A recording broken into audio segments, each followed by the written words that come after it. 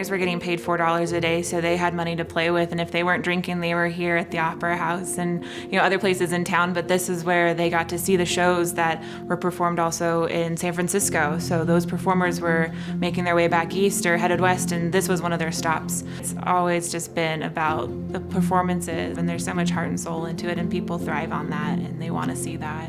It's so special to know that they're on the same stage that Mark Twain was on, or they knew he performed here, or John Piper was here, and it's special to the performers too, not just to the people that are watching the show.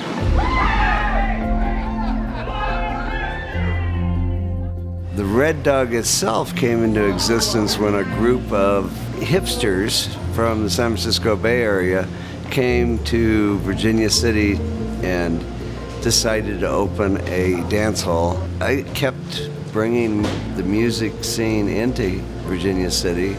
The Red Dog history just made it almost a gotta-do thing for the town.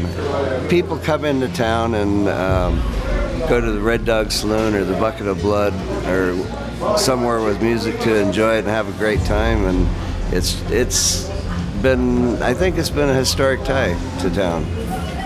Fun to see people having a good time and enjoying entertainment, and it's pure entertainment. The mining had diminished, and Virginia City was kind of turning into its own little ghost town. And so they wanted to bring arts to the Comstock to try to bring life back to Virginia City. Artists who have been here, not necessarily attached to the Art Center, who have been drawn to this place is because of some of its solitude, some of it's because of its rustic nature.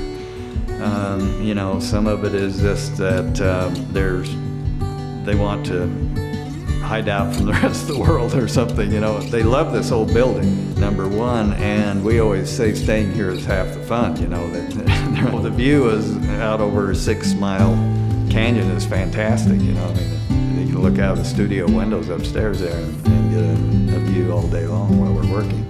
This building being what it is today, it's 143 years old. It's just got a lot of bone in it. Come and see it. You can come in and visit. You can come in and walk the floors that the Daughters of Charity walked over 100 years ago.